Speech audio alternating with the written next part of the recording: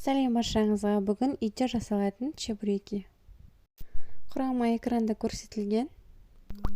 400 грамм ұнымызға жылы айран құямыз, 1 стакан, және кішкентай қасықпен кішкене 1 шымшым тұз салып, жақсылап араластырып илеп бастаймыз.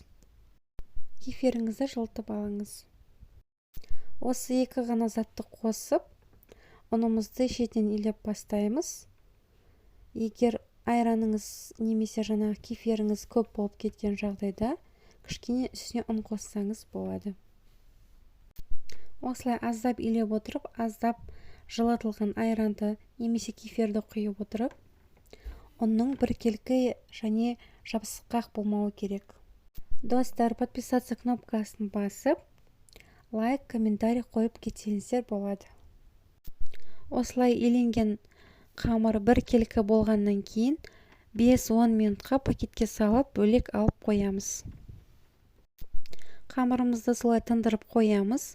Одан кейін газымызге жұмыртқаларымызды салып қайнатамыз. 6 жұмыртқаны салқын суға салып, газымызды қосып, 10-12 минут қайнатамыз. Яғни қайнатқаннан кейінгі уақыт санаймыз. 12 минут болса, газымызды өшіріп, қайнаған жұмыртқаларды шығарып қоямыз. Яғни чебурекидің заготовкасы. Суығаннан кейін жұмыртқаларымызды сыртынан тазалап, турауға дайындап қоямыз. Және бір бума жусайды жуып, жіңішке етіп тураймыз. Осылай жусайымызды жіңішке етіп тураймыз. Одан кейін жұмыртқамызды жіңішке және 4 бұрышты етіп турап, сол жусайдың үстіне қосамыз. Одан кейін ас тұзын қосуды ұмытпаймыз. Сеуіп, жақсылап араластырып шығамыз. Бұл жерде жусай өте керемет дәм береді және керемет иіс береді.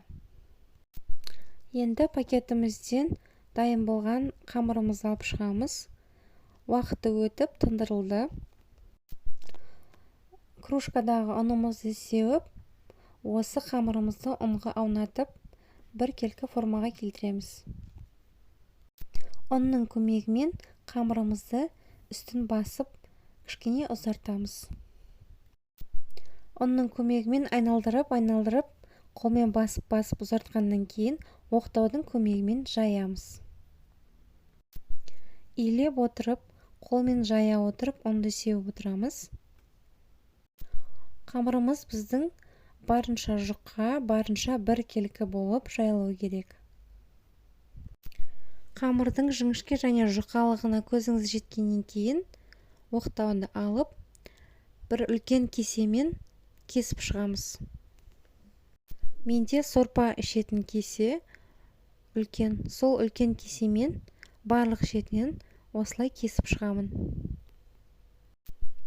Қалауларыңызға қарай дайын болған қамырды сіздер бірнеше бөліктерге бөліп, кезегімен оқтаумен жайып шықсаңыздар да болады. Бірақ менде олай біркелкі болмайды, сондықтан мен барлығы әдемі және біркелкі болып шығу үшін осылай үлкен кесенің көмегімен қиып шығамын.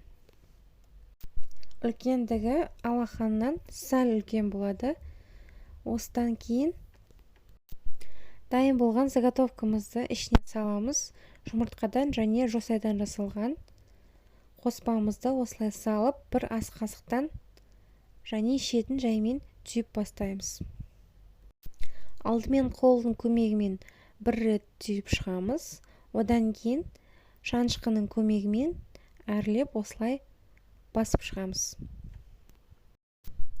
Вилкамен осылай басып шықсаңыз, чебурекиға әдемі түр береді. Газымызға табамызды қойып, майымызды құямыз. Менде бұл жерде 1,5 кесе су май, яғни подсолнечное масло. Қатты газда, қатты қайнап тұрған кезде осы дайын болған чебурекимізді салып жібереміз. Су майымыз, яғни подсолнечное масло барынша қатты қызу керек. Қызғаннан кейін ғана қамырды салу керек. Сол кезде біздің қамырымыз сондай дәмді, хрустящий болып шығады. Қытырлақ және қызғыш түсті болып, әдемі болып шығады. Қорылу уақыты бар жоғы 1-2 минут, сондықтан абайлап қарап отырыңыз, күйіп кетпейтіндей. 30 секунд оң жағы, 30 секунд сол жағы қорылады. Достар, поделиться кнопкасын басып, WhatsApp чаттардан бөліссеңіз болады. Сіздермен болған Смағұлова еңлік. Астарыңыз дәмді болсын.